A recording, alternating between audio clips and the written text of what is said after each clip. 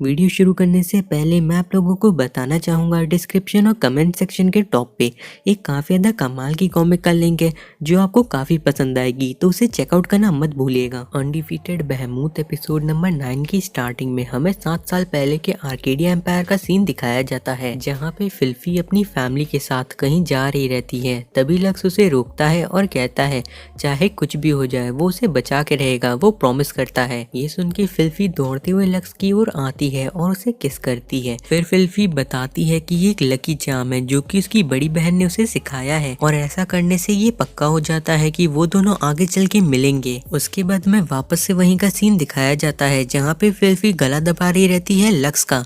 Lux तभी फिल्फी का नाम लेता है जो सुन के फिल्फी उसको छोड़ देती है और दोनों ही जमीन पे गिर जाते हैं। तभी उसी जगह पे हाइस आ जाती है। आगे में दिखाया जाता है कि लीशा किसी के ऊपर 7 हेड का हमला करती है और उसके बाद वो सभी कहते हैं कि उन्होंने सारे के सारे रूइंस के अंदर के एबिस को मार दिया है। लूसीफर और लीशा बात कर रहे रहते हैं कि यहाँ पे जो ट्रेनिंग कैंप है इसका कोई मकसद नहीं बन रहा। लीशा भी कहती है उसे भी समझ में नहीं आ रहा कि आखिर अचानक से वो लोग रूइंस के अंदर क्यों आए हैं। लूसीफर कहती है लीशा उसकी सोच से ज्यादा समझदार है, उसे तो लगा था कि लीशा के दिमाग में सिर्फ और सिर्फ ड्रैग राइड और लक्सी भरे पड़े हैं। ये सुन के लीशा कहने लगती है कि वो उसका मजाक उड़ाना बंद करे। तभी आयरी उन सभी से कम्युनिकेट करके बताती है कि यहाँ से उन लोगों को नीचे जाने के लिए किसी की जरूरत है, लेकिन उन्हें समझ में नहीं आ रहा कि आखिर ये की है क्या। लेकिन अब उन लोग के पास कोई चॉइस नहीं है, उन लोग के पास अब टाइम नहीं बचा है तो उन्हें वापस ही जाना होगा। और फिर हमें वापस लक्स को दिखाया जाता है जिसने हाइस के सामने तलवार रखी रहती है। हाइस कहती है अगर वो मरेगी तो उसके साथ फिल्फी भी मरेगी क्योंकि उसने फिल्फी के अंदर एक रैग्नारॉक के बीज को डाल दिया है। ये सुन के लक्स काफी ज्यादा हैरान हो जाता है। फिर हाइस बताती है कि उसके अंदर जो बीज है वो उसे एबिस में बदल रहा है और उसे अंदर से खा रहा है। इसी के चलते फिल्फी को रैग्नारॉक का एक सर्वेंट बनना होगा और उसके सारी की सारी चीजों को मानना होगा, और अगर वो ऑर्डर्स को नहीं मानती है तो उसे ऐसे ही फीवर्स और हेडेक्स होते रहेंगे। साथ ही साथ जो ऑर्डर है वो है लक्स को मारने का। फिल्फी जिस तरीके से ऑर्डर्स को मना कर रही है इसकी वजह से उसे काफी तकलीफ होगी और वो धीमे धीमे करके धूल में बदल जाएगी। अब तक तो लक्स को समझ में आ गया होगा कि वो हाइस को नहीं मार सकता, तो क्या वो इस तलवार को हाइस के चेहरे के सामने से हटा सकता है। आखिरी में हाइस लक्स से कहती है चलो एक डील करते हैं। देन हमें दिखाया जाता है लक्स फिल्फी को लेके आ गया रहता है वापस घर पे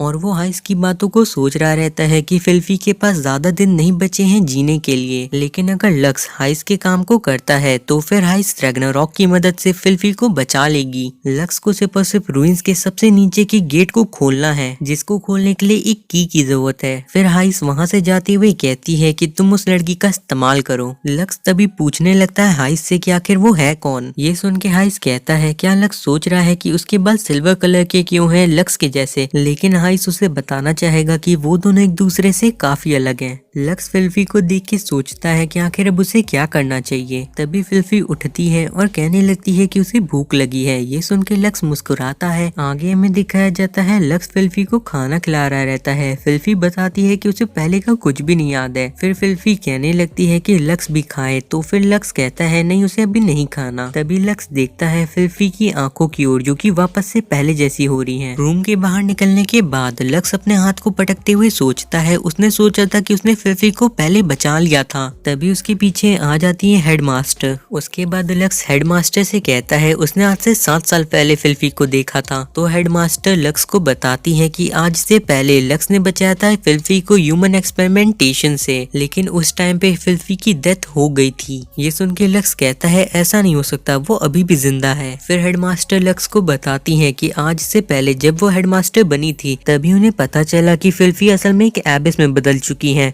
उन्हें लगा था कि वो रूइंस की ताकत की मदद से उसे बचा पाएंगी। ये सुन के लक्स कहता है क्या इसी के लिए वो उन सभी को इस आइलैंड पे लेके आई हैं। हेडमास्टर कहती हैं उन्हें किसी भी कीमत पे रूइंस के सबसे नीचे जाना होगा ताकि वो फिल्फी को बचा सके, चाहे इसके लिए हेडमास्टर को अपनी जान ही क्यों ना देनी पड़े। हेडमास्टर की बातों को सुनने के बाद लक्स को अपना पास्ट याद आने लगता है कि किस तरीके से फिल्फी गई थी उसकी मदर के ग्रेव के पास।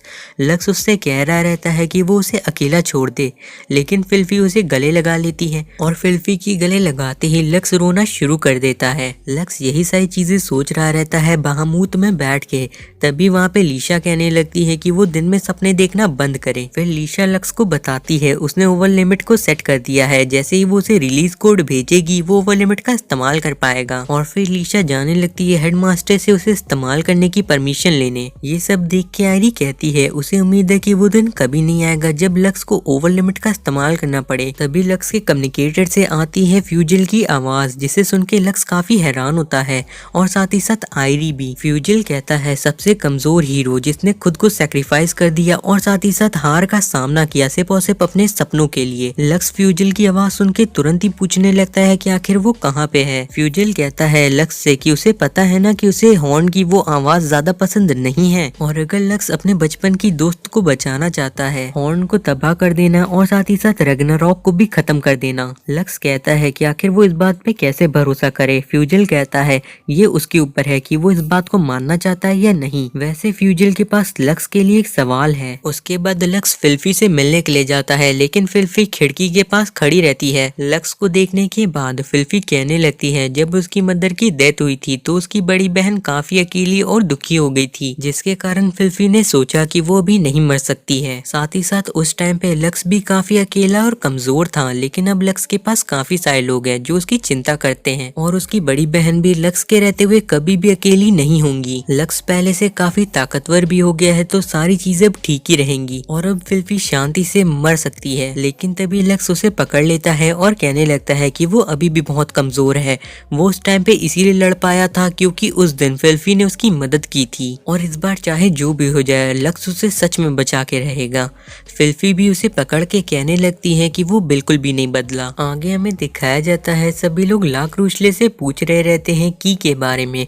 लाक रूशले कहती है कि वो इसके बारे में उन्हें नहीं बता सकती। ये सुन के लीशा कहने लगती है अगर ऐसी बात है तो फिर वो दरवाजे को तोड़ देगी 7 हेड्स की मदद से। लक्स क्लूसिफर की ओर देखने लगता है तो फिर क्लूसिफर कहती है वो समझ गई और वो जाके उस डोर के ऊपर अपने हाथ को लगाती है और ऐसा करते ही डोर खुल जाता है। हेडमास्टर क्लूसिफर से पूछती है कि आखिर उसने दरवाजे को कैसे खोला तो फिर क्लूसिफर कहती है वो पहली इंसान थी जिससे लाक रूशले मिली थी, शायद इसीलिए वो उसे अपनी मास्टर मानती है। नकोटो कहने लगती है कि क्लूसिफर कितनी समझदार है, किसी इंसान से बिल्कुल अलग जिसे सिर्फ और सिर्फ तोड़ फोड़ आती है। उसके बाद आयरी सभी से आगे बढ़ने के लिए कहती है। दरवाजे के अंदर जाने के बाद सभी लोग सोच रहे रहते हैं कि ये जगह काफी ज्यादा अजीब सी है। लाक रूशले तभी कहने लगती है कि उसे सारी मेमोरीज वापस मिल गई है और उसे पुराना टास्क भी याद आ गया है और वो टास्क है उन सभी को खत्म करना जो कि उसके मास्टर के खिलाफ गए हैं। लाक रूशले की बात को सुन के सभी लोग काफी हैरान हो जाते हैं। तभी वहाँ पे हाइस किसी और के साथ आ जाती है और कहने लगती है कि वो सभी उसके प्लान में फंस गए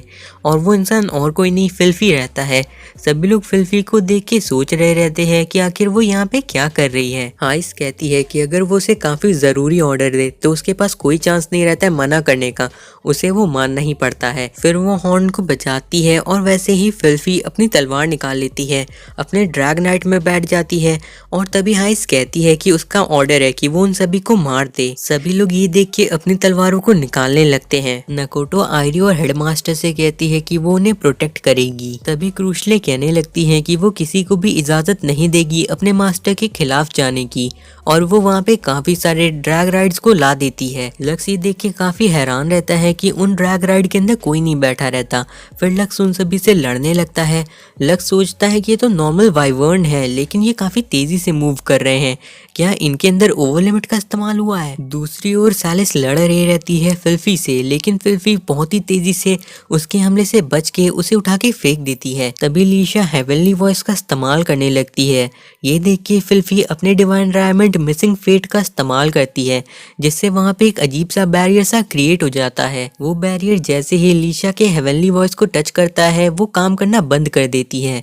तभी क्लूसिफर भी वाइस ब्लड का इस्तेमाल करती है, लेकिन वो बैरियर उसे भी टच कर देता है। क्लूसिफर ये देख के हैरान रहती है कि उसका डिवाइन डायमंड काम ही नहीं कर रहा। तभी फिल्फी उन सभी से कहने लगती है कि वो सभी काफी ज्यादा स्लो हैं और उसके बाद वो पकड़ लेती है लीशा को अपने ड्रैग राइड की रोप से और उसे उठा के फेंक देती है क्लूसिफर के ऊपर। हेडमास्टर बताती है कि फिल्फी का डिवाइन डायमंड दूसरों के डिवाइन डायमंड को बंद कर सकता है। हाइस रैग्नारॉक के अंदर के पर्ल का इस्तेमाल कर रखे कुछ करने की कोशिश कर रही रहती है। तभी आयरी सोचती है उसके हाथ में अभी भी एक हॉर्न है। फिर हाइस के पास कोई इंसान आ जाता है और कहने लगता है उसे अब यहाँ से नहीं हिलना चाहिए। तो फिर हाइस कहती है कि आखिर वो यहाँ पे क्या कर रहा है। तो वो इंसान कहता है वो यहाँ पे अपने राजा को बुरी तरीके से ट्रीट होते देखने आया है। ये सुन के हाइस कहती है क्या वो यहाँ पे अपने भाई की डेथ को देखने के लिए आया है। उसके बाद हमें दिखाया जाता है वो इंसान और कोई नहीं फ्यूजल रहता है। तभी हाइस को आवाज़ आती है एक हॉर्न की और ये सुन के वो काफ़ी हैरान हो जाती है। फ्यूजल ये सारी चीज़ों को बस देख रहा रहता है। तभी हमें दिखाया जाता है कि आयरी ने उस हॉर्न को बजाया रहता है। हाइस वहाँ पे वापस से हॉर्न बजाने की कोशिश करती है, लेकिन फिल्फी अपनी रोप से हमला करके उसे रोक देती है और फिल्फी अपने कंट्रोल में वापस आ गई रहती है। हाइस कहने लगती है हॉर्न से दिए हुए ऑर्डर थोड़े टाइम के बाद कमजोर हो जाते हैं। तभी लक्स भी सारे के सारे उन ओवर लिमिट वाइवर्न को खत्म कर देता है। वो सभी मिल के हाइस को घेर लेते हैं और कहते हैं कि वो सरेंडर कर दे। हाइस कहने लगती है क्या उन लोगों को अभी भी समझ में नहीं आया कि असल में वो सभी उसके ट्रैप के अंदर फंसे हुए हैं। तभी हाइस अपने हॉर्न की मदद से एक नए रैग्नारॉक को वहाँ पे ले आती है। फिर हाइस बताती है वो इस रैग्नारॉक को लाई है उस मॉन्स्टर गर्ल को कंट्रोल करने के लिए। सैलिस और लीशा कहते हैं वो सभी मिलके उसे खत्म कर देंगे। सैलिस अपने बिजली का अटैक करती है, लीशा भी अपने गन से 7 हेड का अटैक करती है और क्लूसिफर भी उसके ऊपर अटैक करती है। ये सारे हमले उस रैग्नारॉक को जाके लग जाते हैं और उसे काफ़ी ज़्यादा चोटें भी आ जाती हैं। लीशा कहने लगती है क्या ये सच में कोई रैग्नारॉक है। तभी क्लूसिफर कहती है इसमें कुछ तो गड़बड़ है और तभी वो रैग्नारॉक क्लूसिफर को पकड़ लेता है। हाइस कहने लगती है तुम जितना इस रैग्नारॉक के ऊपर हमला करोगे इसकी हाई स्पीड रीजनरेशन इसे उतना ही ज्यादा ताकतवर बनाएगी। लीशा रैग्नारॉक के हमलों से बचने की कोशिश कर रही रहती है। तभी लक्स वहाँ बीच में आके एक ही हमले से उसकी सारे के सारे डालियों को काट देता है। फिर लक्स लीशा से परमिशन मांगने लगता है बहामूद के अंदर की छुपी हुई ताकत का इस्तेमाल करने के लिए। लीशा कहती है ओवर लिमिट तुम अभी पहले से ही थके हुए हो, लेकिन लक्स कहता है वो अभी इन सभी चीजों को यहीं पे खत्म होने नहीं दे सकता। तो फिर लीशा भी लक्स की बात को मान लेती है और कहती है कि वो उसे रिलीज कोड भेज रही है, लेकिन उसे 60 सेकंड का टाइम चाहिए रहेगा। तो फिर लक्स रीलोड ऑन फायर का इस्तेमाल करके हमला करना शुरू कर देता है। लीशा रिलीज कोड को तैयार करते हुए सोच रही रहती है अच्छा यही होगा लक्स कि तुम मेरे पास वापस आ जाओ। हाइस कहने लगती है मेरे प्रिंस लगता है तुम अब मरना चाहती हो। लक्स अपनी पूरी ताकत से रैग्नारॉक से लड़ने की कोशिश कर रहा रहता है और फिर लक्स याद करता है फ्यूजल की बातों को, जहाँ पे वो कह रहा रहता है तुम अगर अपनी उस दोस्त को बचा भी लेते हो तो भी इससे कोई भी बदलाव नहीं आने वाला। आखिर में तुम उसे प्रोटेक्ट नहीं कर पाओगे, तुम कुछ भी नहीं कर सकते, तुम्हारे आदर्श पूरी तरीके से खोखले हैं। इन सारी बातों को याद करने के बाद लक्स एंड एक्शन की मदद से बहुत ही तेजी से अटैक करना शुरू कर देता है, लेकिन आखिरी में रैग्नारॉक लक्स को भी पकड़ लेता है। हाइस कहने लगती है क्या तुम भूल गए हो कि तुम रैग्नारॉक पे जितने हमले करोगे वो उतना ताकतवर होगा। लक्स फिर याद करने लगता है फ्यूजल ने उससे कहा था कि तुम बिल्कुल नहीं बदले, तुम पहले की तरह ही बेवकूफ और कमजोर हो जैसे तुम हमेशा से थे। लक्स ये सारी बातों को याद करके जोर से चिल्लाने लगता है।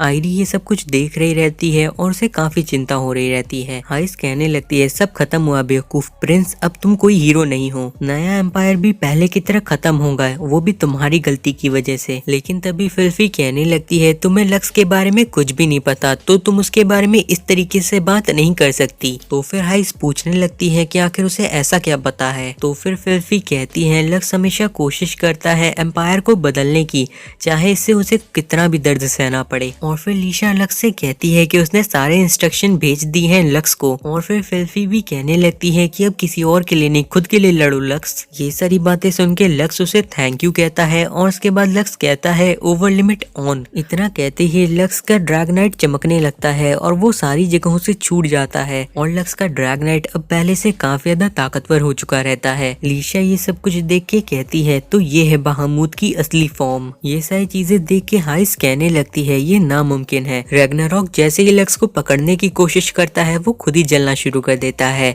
लक्स वापस से रीलोड ऑन फायर का इस्तेमाल करता है और बहुत ही तेजी के साथ रैग्नारॉक को काटते हुए आखिरी हमला कर देता है उसके ऊपर, जिससे रैग्नारॉक पूरी तरीके से खत्म हो जाता है।